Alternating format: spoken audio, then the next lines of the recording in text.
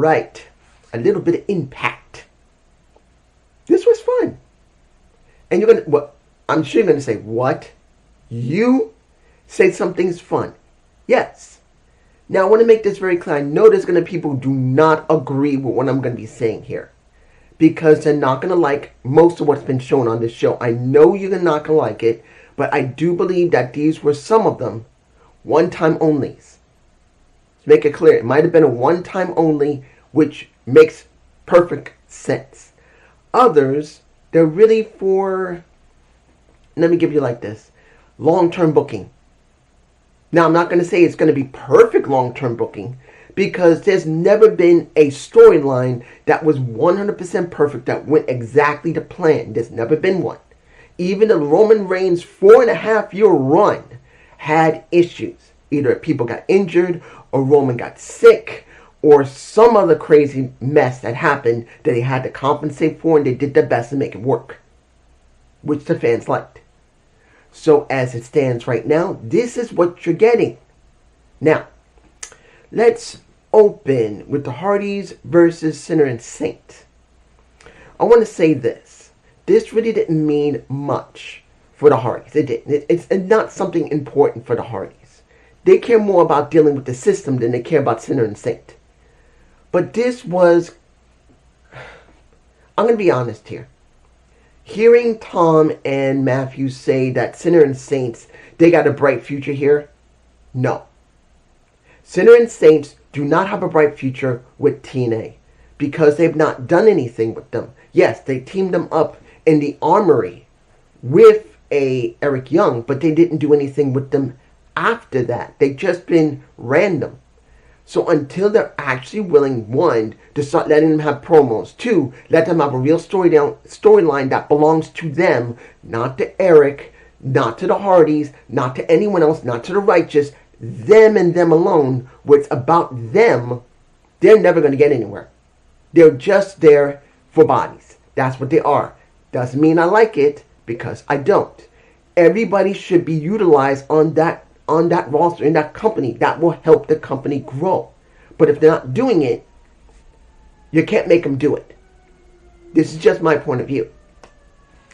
Now, they had a good match, and it was a little bit of a tease, because once we got and I do believe I'll put that in my face, when you see Jeff Hardy's signature move, his new submission, I can't remember what he calls it. I'm sure someone's going to tell me, I'm forgetting right now. But you already just saw it.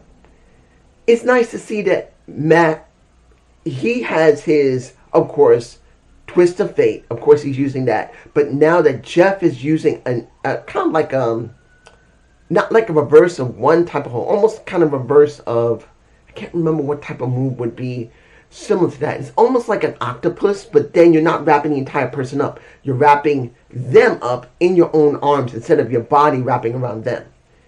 It's like a reverse octopus, I think. For me personally. But it's good to see it. Now, what do we get with the Righteous? Still, no fighting with them now. The Righteous have made it very clear they're not fighting the Hardys. We're fine. We're done. Okay. We've had this.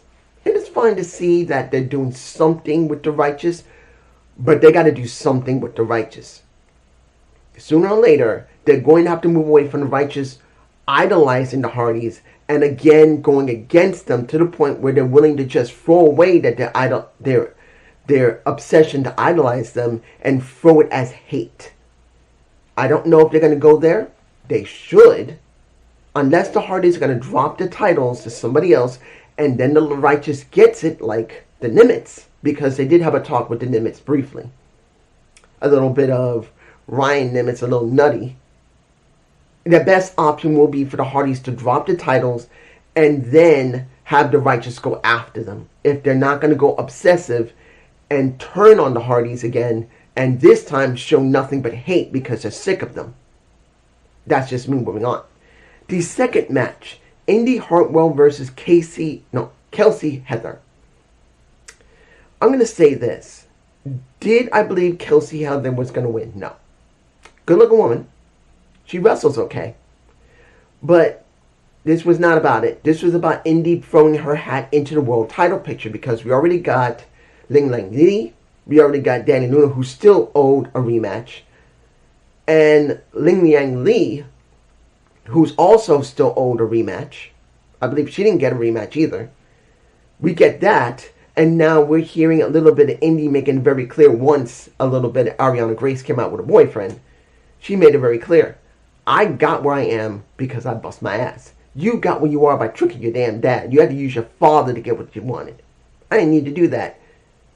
And Ariana made it very clear, you're not even close to my level. And Indy, I like what she said. She said, of course, I'm not close to your level. I'm above your level.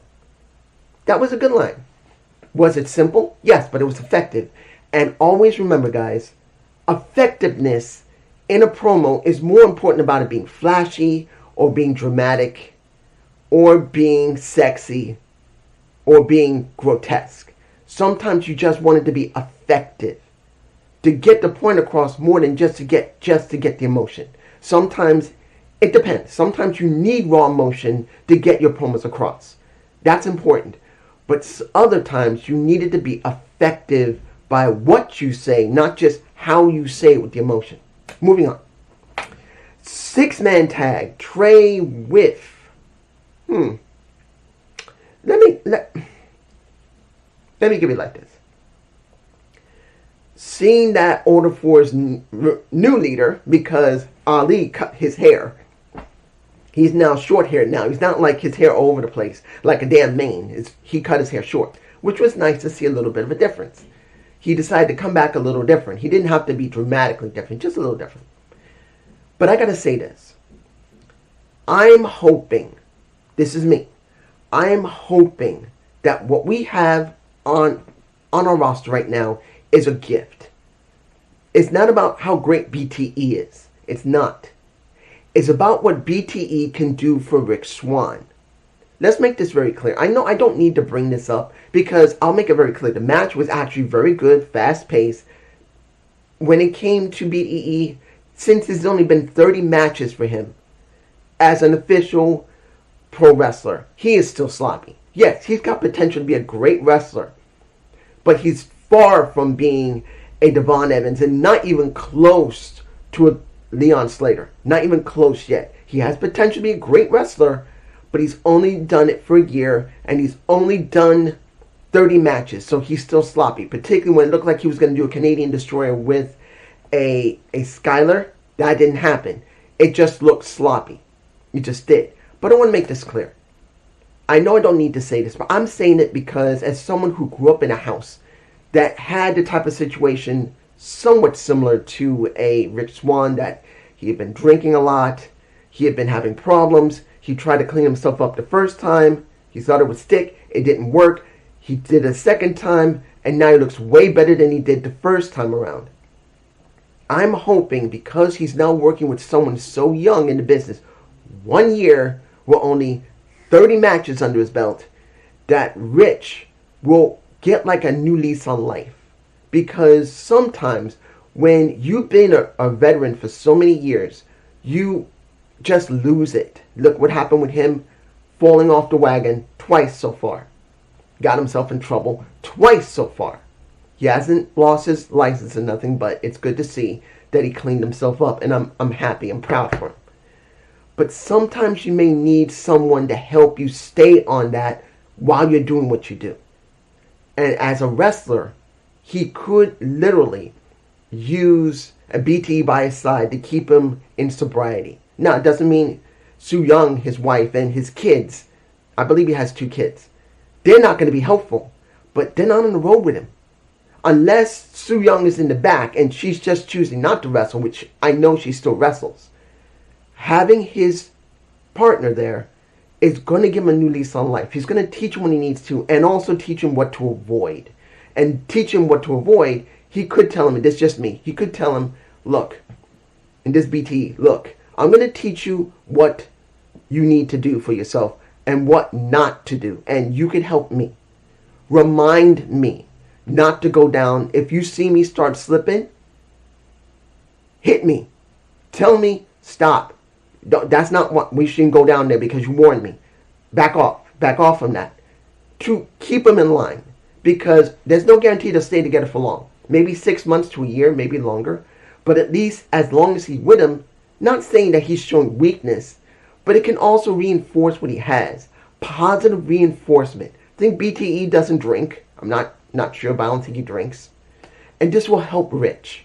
And I want everything he can have next to, of course, Mike Santana's on the roster. He goes to meetings and he'll probably talk with Rich and say, look, you look like you got a problem. Come with me to a meeting. That's good. I just want extra layers for this boy. Now, of course, Trey is the one who won the match. And I was kind of surprised at that. I was surprised that Trey Miguel won the match. I knew there was going to be something with the Internet Championship and Ali, but I thought Ali would have found a way to cheat and then pin him. No. He won the match, and Ali brings over the title and puts it on the mat, and I believe I got it in my face. And that is like, okay. They're going in a different direction. Instead of just attacking, he wants to play mind games, but not the same mind games he was playing before like he was with Mike Santana. Okay. Third match. Oh, that was the third match. Fourth match. AJ Francis. I'm botching the name. Let me give it to you like this. Do I hate AJ? Nope. He's been doing pretty good work. Do I still think he should have retired Tennessee Whiskey for 1 year? Just a year? Yes. Did he do it? No. And even though he's a good, not a bad working big man, I don't think he got rid of all that criticism yet. Even though he's been working on TNA for now a while, I think he's still got criticism. It's just me. I want to see AJ get the respect he deserves. And I'm not saying Tennessee Whiskey is bad. He hasn't been botching that sucker for quite a while. I haven't seen him botching in so long. And he's shown that when he was working with Casey Navarro, he was doing well. When he was working with Rich before he had to leave, he was doing well. He's been working pretty well with other people like Nick Nimitz. He didn't do so bad. Mike Santana, he didn't do too... I think he worked with Mike Santana. I could be wrong. Mostly, he's been really solid in the ring. Is he here? No, but he's here. And there ain't nothing wrong with that. But sometimes I see when he does pull out Tennessee Whiskey, which he doesn't pull out all the time, I just wish he would just retire it for a year. Or 6 months, and he just didn't. It's just my gripe. Then you have a walk with Elias. And I'm like, Elias, he's got a lot of charisma. He's got the right look. He's an okay wrestler. But today, he did something I didn't expect him to do.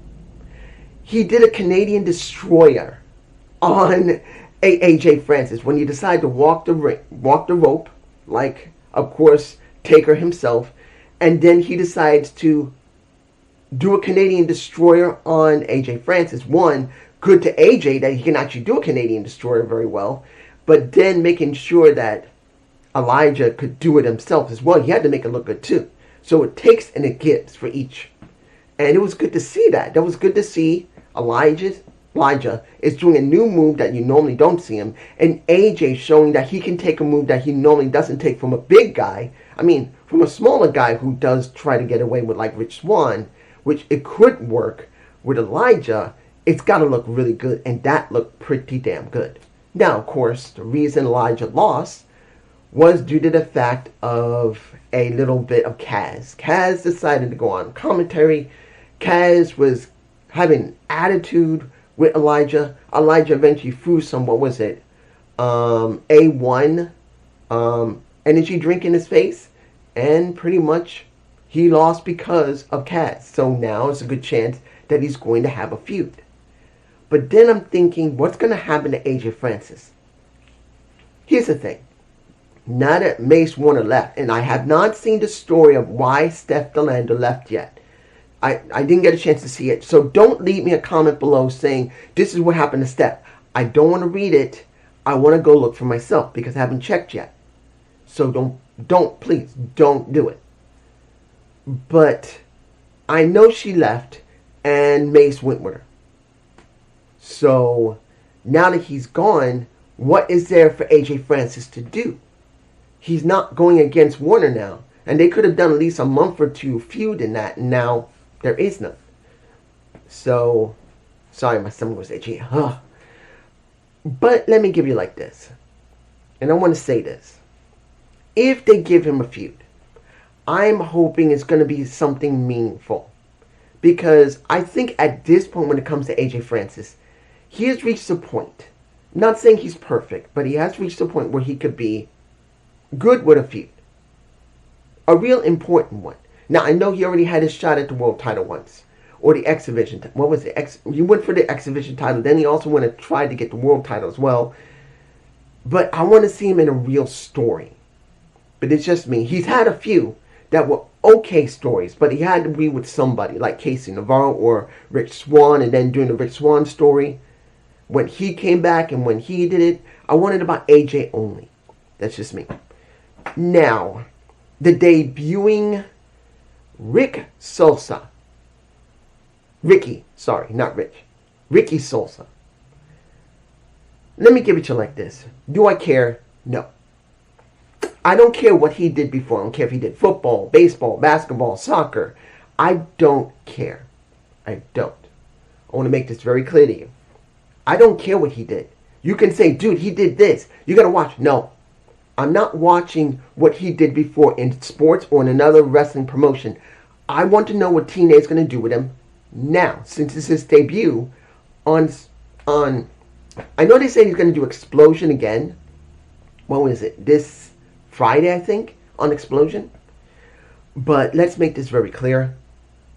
When it comes to this, I don't care what he did outside the company. I want to know what the company is going to do with him now. And since it's the debut, it's going to be a question. A big, big question what they're going to do with him. Now, he was with Attitude. I forgot what his name was. What was his first name? But Attitude. Really? You would go there. But it was for what it was. It was a decent match. And for him to show what he can do. Was he good in the ring? I can't really say yet. I need more than just one match that somewhat looks okay. Because he looked a little botchy. Wasn't because of when Attitude swept him and he hit the ground from the top ring rope. No. It was the rest of the match that looked a little predictable, like too choreographed. And it didn't feel natural. So it could also be nerves. That's the reason why I'd rather wait before I make an assessment if he's a really good wrestler or not. Because that could have been nerves because he could have been going over it so many times in his head how he wants it done that he was doing it by the numbers instead of doing it naturally. Final match. The street fight. The first of out of four. The first one for Moose to go up against the System. Let me give you like this. I did not expect Moose to lose here. There was no way Cedric was going to lose. Was it a good street fight? It wasn't a bad one. It wasn't bad. I got to admit, when you look at this picture, when Moose's back hits the edge of that vertical aluminum trash can, I'm sorry. That mess hurts. It hurts. That is not something you want, guys. I'm sorry. That hurts. But it was a good match. And in the end, Moose wins. And Alicia even got involved because Alicia tried to keep Cedric from using the chair on Moose while his head was literally laying on one of the steps. And she smacked him in the face, which helped Moose, and he won. The question is, if I'm right, it's going to be Bear Bronson next. But what are they going to do with Bear Bronson? Is it going to be another regular match or is it going to be a stipulation match? I think it should be stipulation because Bear could use that rub from Moose. Not just a straight match. I'm hoping it won't be. Now, let's get to the stuff in the back. Let me give you like this. Seeing Goldilocks. Or is it Goldilocks? Goldilocks. Yeah, Goldilocks. Is that her name? I've never seen her. I want to make this clear, guys. Before 2010, I didn't see a lot of TNA. I did not. I started reviewing TNA in 2012. I didn't start watching the show fully until 2010 when I had internet in here. Because I didn't have it before. Yes, I didn't have it before. I couldn't afford it. I had bills. I couldn't afford it. But seeing she was with the Elegance brand, saying, how dare you insult my best friend? And Gia, show respect to Gia, show respect to Mickey. Don't be disrespectful to the women that came before you. Don't disrespect ODB, or I'm going to get one of the older women over here to do some business. Now, the thing that was interesting was when the Iceman, the connoisseur, was talking. And he made it very clear that how dare they interrupt? How dare ODB do what she does with a How dare... Man, who doesn't want to have that in their face from ODB? She's still a good-looking woman. Great. I don't care if they're fake. I don't care if they're fake. They look good. But the point here is this. Hearing after that Mr. Elegance went up to Locks and said, weren't you here years ago? I think I was 4 years old when you were here. And she said, well, that's the truth. Why don't you go sit down, Junior? We don't want you in our face. And everyone got insulted and walked away.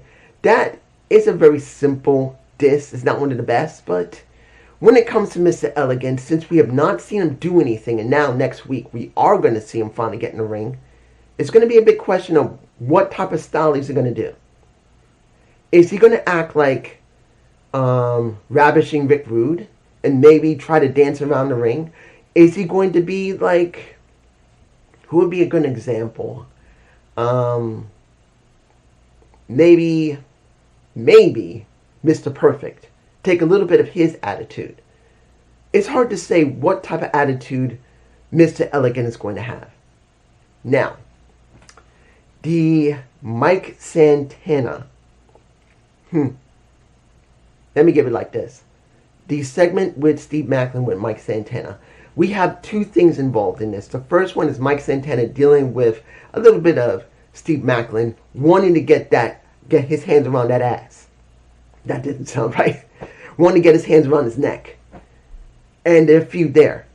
But then you still get the power struggle. The power struggle of Daria Ray and Mrs. Santino Marella, because Daria Ray made it very clear to let me give it like this. If you touch him at all, Mike, you will be stripped. And Santino said, oh, you made that stipulation? I got one for you as well.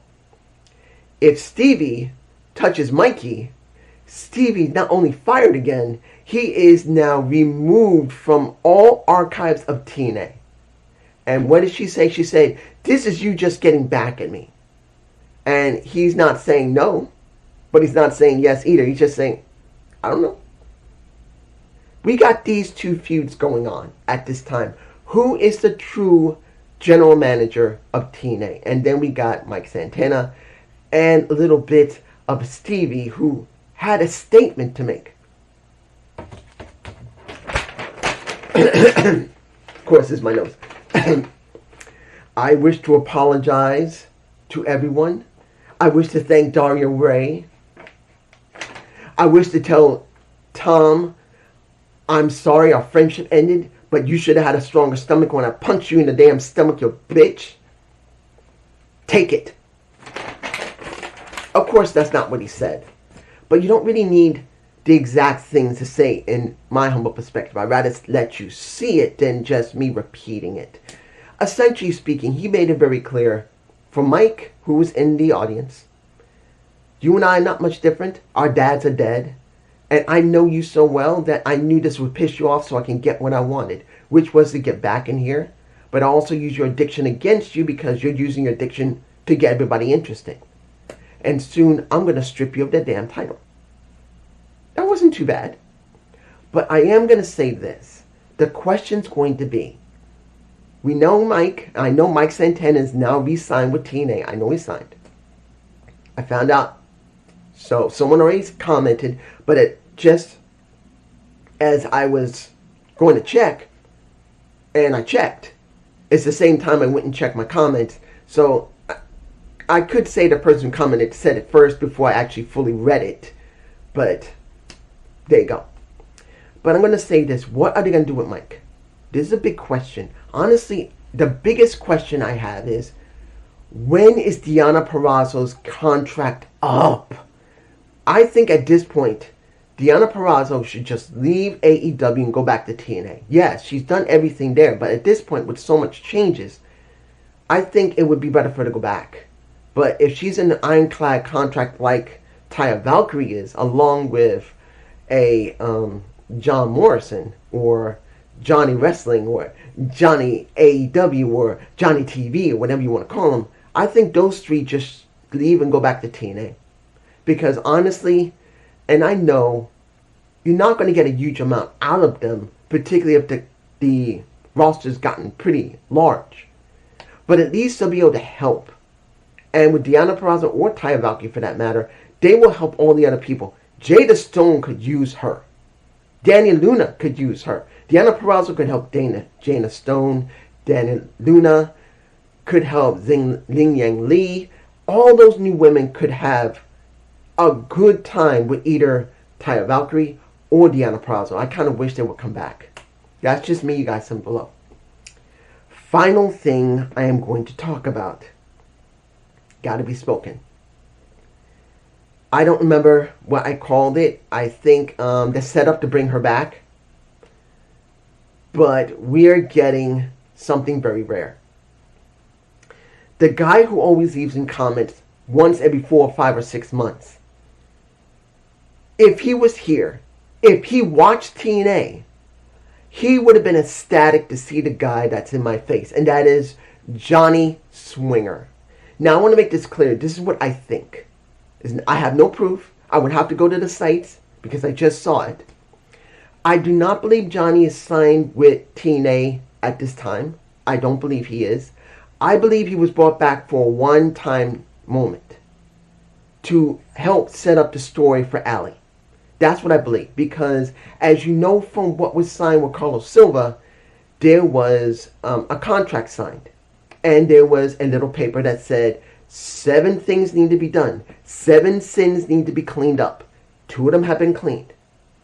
One of them is Johnny Swinger and getting Swinger's Palace permanently kept going in Las Vegas for as long as he wants and a little bit of handshake. The other one was, guess who? Mr. Johnny Bravo, the former husband of a Rosemary, that he telepathically was speaking to Rosemary saying, what are you doing here? Where's my divorce papers? She said, I'm sorry, it took a little time. And she deposited the divorce papers on the table when he was dealing. He got it, put it in his jacket.